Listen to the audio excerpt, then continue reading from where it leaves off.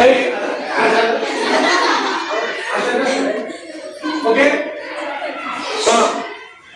याच हातावर सकाळी उठल्याच्या नंतर नीट लक्ष घ्या. हे हातात 24 तासाचे 86,400 सेकंद तुम्हाला या हातावर दिले जातात. किती? 86,400 सेकंद तुम्हाला दिले जातात. मग 1 मिलीसेकंद अर्बोकोटीला परत येत नाहीये. मग या 86,400 सेकंदाचं काय? पलीकडे जोडा काय इकडे घ्या. यस नो, समजलं का? आता टाइम मॅनेजमेंट समजला का? किती? 86,400 सेकंद येतात एका दिवसाचे. मग तुम्ही याला किती व्हॅल्यू देता? 1 मिलीसेकंद परत येत नाहीये, याला व्हॅल्यू देता का? व्हॅल्यू आणि व्हॅल्यूज नीट लक्षात घ्या आपल्याला.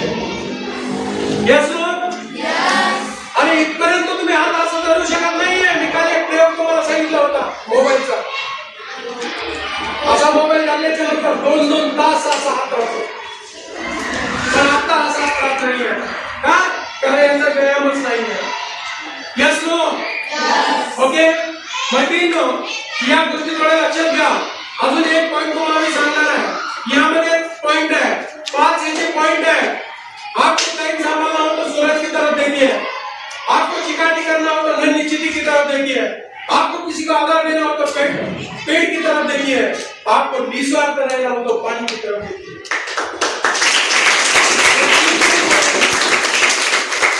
या पॉइंट में आप टाइम संभालना हो तो सूरज की तरफ देखिए. सूरज टाइम संभालता है, ऐसा आप लोग. आपको नन्ही चींटी दीवार पे दाना लेके चढ़ती है शक्कर का, 100 पर चढ़ती है, 100 पर फिसलती है, फिर भी उसकी मेहनत बेकार नहीं होती. कोशिश करने वाले की कभी हार नहीं होती.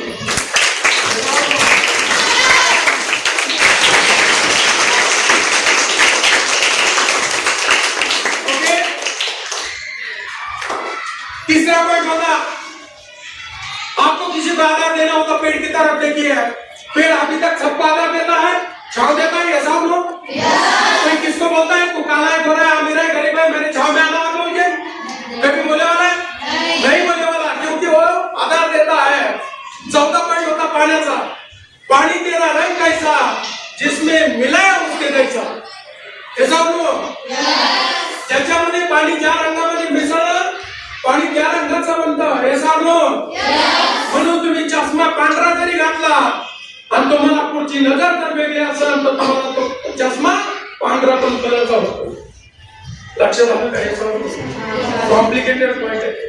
तर ह्या गोष्टी थोड्याशा लक्षात घ्या. तुम्हाला बिझनेसच्या स्वरूपावर 1 मिनिट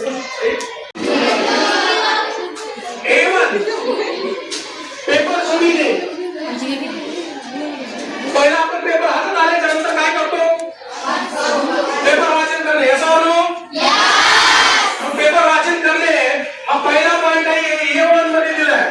दुसरा पॉइंट B2. पेपर ज्यावेळेस आपण हातात आलाय, आपल्याला असं वाटतं की 100% या प्रश्नाचे उत्तर येऊ शकतात. तर हे आपल्याला कशात टाकायचं?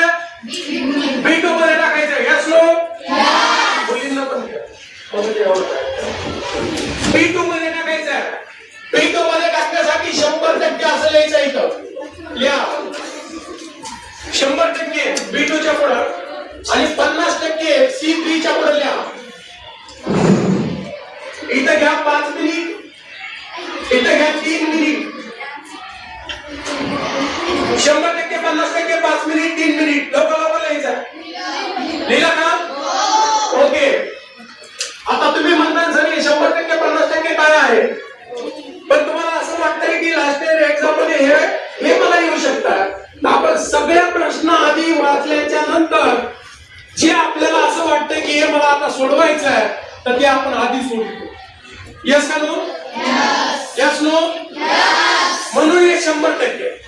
आता 50% तुम्हाला असं वाटतं की जे येतं, जे नाही येतं, जे येतं नाही येतं, हे तुम्हाला 50% मध्ये टाकायचं. Yes no.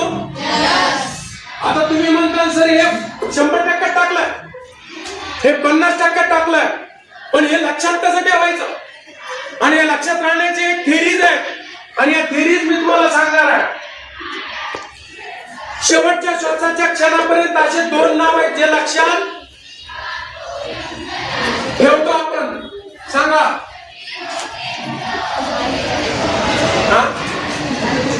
आई आणि वडील. Yes no.